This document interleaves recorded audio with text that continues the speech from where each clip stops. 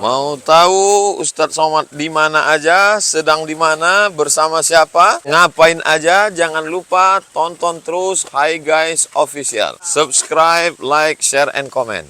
Hi Guys Official, mantap. Kita kemana sekarang nih, Ustaz? Ini kita lagi ke makam dari Hoja Ubaidullah Harwali. Ulama dari tarekat juga, dari abad 14-15. Ya, kita sekarang akan ziarah. Beliau orang Samarkand, lahirnya di Samarkand. Pada zamannya jadi beliau karena orang kaya, beliau membangunkan banyak masjid, madrasah. Jadi selalu membangun madrasah, masjid buat jembatan, rumah sakit di Samarkand. Ini ada sisa peninggalan dari zaman Beliau ya? Harwali. Oke. Kalau makam sepupu Rasulullah? Habis ini kita ke sana, namanya Syahid Zindah, Husam bin Abbas radhiyallahu anhu. Husain. Ya, di Husam. Oke. Saat kita ke silsilah tarekat mursyid yang ke-19 ya, Ustaz. Di sini. Mursyid yang ke-19. Ini kitab ditulis oleh Syekh Amin Al-Kurdi, Muhammad Amin Al-Kurdi. Syekh Amin Al-Kurdi. Mursyid Mesir. Mursyid tarekat Nasabandiyah Mesir. Biografi seluruh masyayikh Naqsabandiyah dalam Al-Mawahib As-Sarmadiyah fi Manaqib As-Sadah An-Naqsabandiyah, ditulis oleh Syekh Muhammad Amin Al-Kurdi.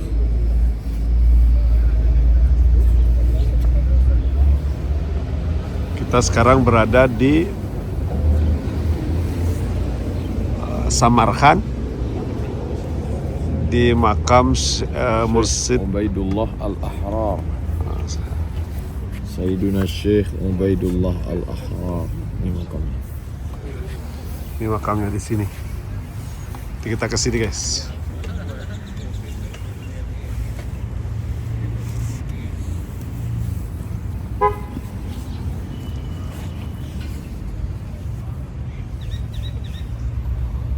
Hasala liwalidihi jazbatun azimatun sarafathu an a'malid dunya. Ayahnya itu mengalami suatu pengalaman spiritual sehingga meninggalkan kecintaan pada dunia. Fasar, ayah dia. Fasar yamilu ilir riyadah. Suka kepada riyadah, latihan menekan hawa nafsu. Wa taqlilil ta'am wal manam, sedikit makan dan minum. Diet karbo.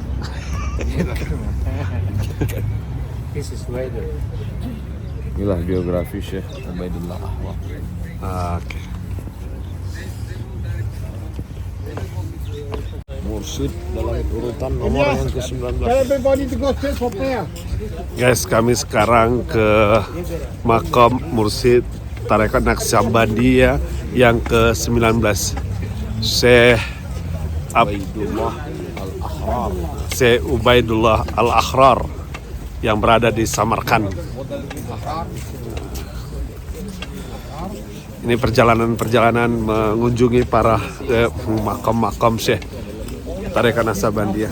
Al-Quran menyebutkan bahwa yang mati syahid itu tidak wafat tapi dia hidup, Ustaz. Gimana itu, Ustaz? Wala taqulu liman yuqtalu fi sabilillahi amwat. Jangan kau katakan orang yang mati fi sabilillah itu mati.